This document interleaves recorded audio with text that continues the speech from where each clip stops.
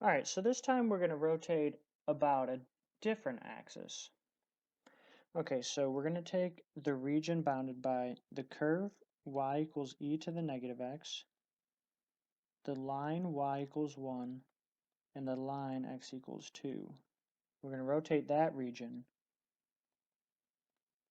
about the line y equals 1. Okay, so let's sketch our region.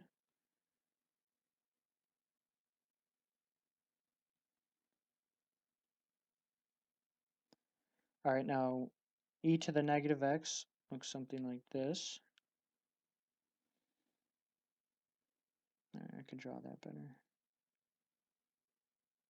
All right, there's e to the negative x. All right, now y equals 1, that's a horizontal line, and that actually intersects right there. And then x equals 2, that's a vertical line. We'll say it's right there. Okay, so then this is our region right here. Now I could figure out that these intersect here at 0, 1.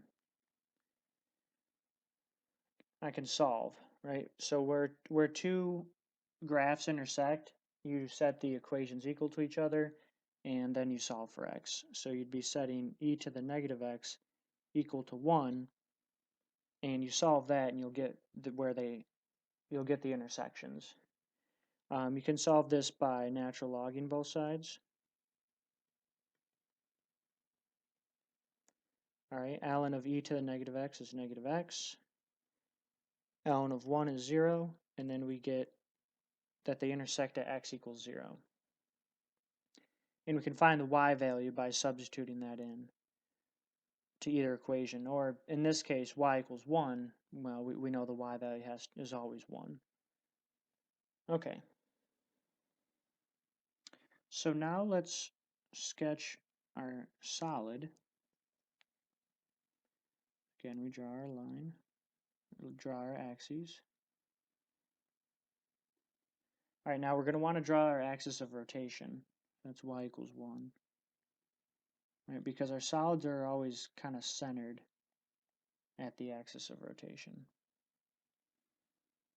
All right, now draw the curve, e to the negative x. All right, and then we draw its mirror image above it. And then we have this rotation.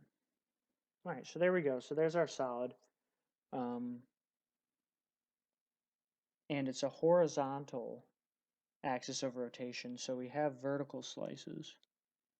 Draw what a slice would look like. Okay, and then this is going to be r of x. All right, so now we need to figure out what r of x is. Now, for any of these problems, r of x is always equal to the absolute value of the curve minus the axis of rotation.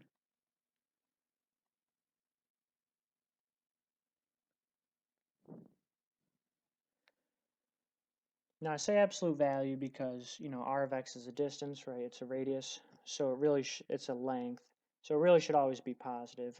It's not super important here for any of them because you end up in the formula you end up squaring r of x, so it's not like if you switch them around, if it's negative, it's not really going to change anything. So the curve is e to the negative x, and then the axis of rotation is 1. So the length of the radius ends up being e to the negative x minus 1. And that's actually always negative, but again, it's not going to matter. In the formula, we end up squaring it. Okay, so like I said, we're going to use the formula for the horizontal axis of rotation. Right, so that formula is v equals pi integral from a to b of r of x squared dx. Right, so this is a horizontal axis of rotation. So our integral is with respect to x, and a and b are x values, and r of x is a function of x. All right, so for this problem, we have pi times the integral from 0 to 2, because the x values range from 0 to 2. And r of x we found was e to the negative x minus 1. And then we're going to square that and take the integral with respect to x. Okay, and I'll leave it up to you to evaluate that integral.